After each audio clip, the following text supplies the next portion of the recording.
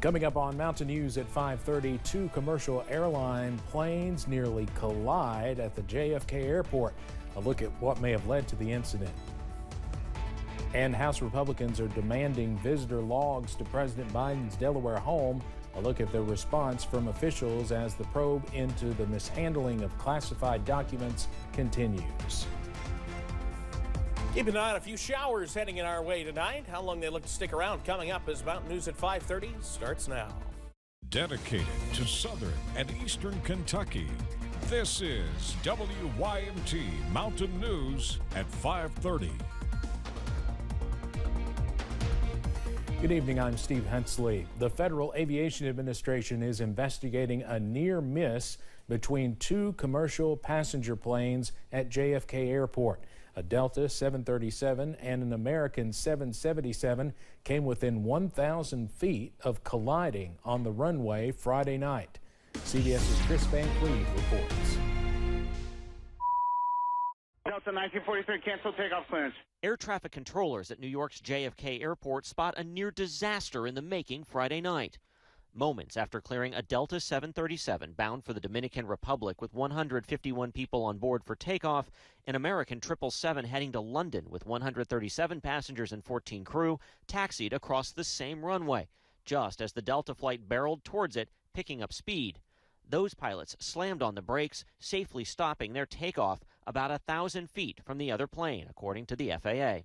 All right, and the Delta 1943. Anytime you have a runway incursion like this, there's a potential for very bad things to happen. Robert Sumwalt is the former chair of the NTSB. What are they hoping to piece together here? The NTSB is going to be wanting to understand what happened. Why did this happen? Was there a distraction in the cockpit of the American flight? Was there a misunderstanding as to the air traffic control clearance? American Airlines declined to comment on the incident. Delta says safety is its #1 priority, and it will work with investigators. The NTSB will be looking at the events leading up to what essentially amounts to a wrong turn by the American Airlines plane. The last clearance we were given, we were cleared to cross. Is that correct?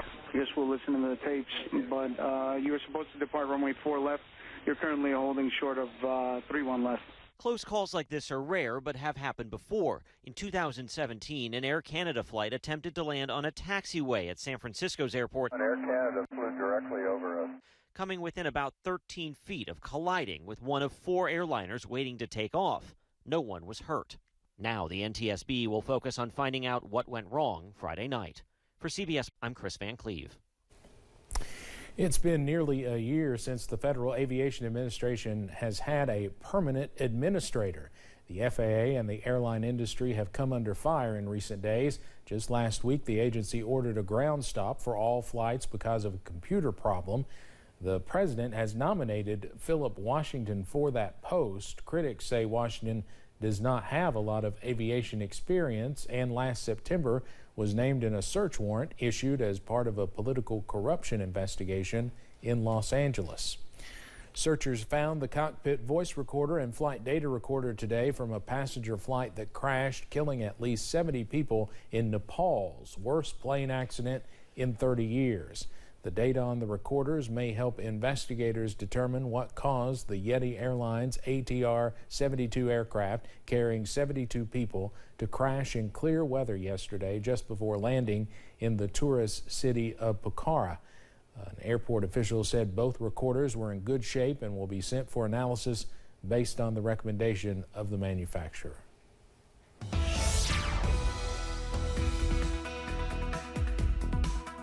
Continuing to watch the potential for a few showers scooting into the region as we head later on into tonight. Right now, most of us are dry, but we will see those clouds continue to increase, and the shower chances increase through tonight as well. A look outside from our camera at UVA-wise. Yes, overcast. Quite a bit out there at the moment. 43 there along the Mountain Parkway at Slade. Yes, we've seen a little bit of rain along the Mountain Parkway there in far eastern Powell County. We'll continue to see those showers move on in. You see more mist air currently in the Kentucky River Valley. 51 Jackson, Manchester, 50 in Hazard, 50 in London, even 52 and 53 respectively, Somerset and Monticello. There's our shower activity starting to work into places like Stanton, into Irvin, McKee, Mount Vernon. over towards Somerset, Science Hill, Eubank area out there as we head into Pulaski County and areas over towards northern parts of McCreary County, out toward Monticello as well.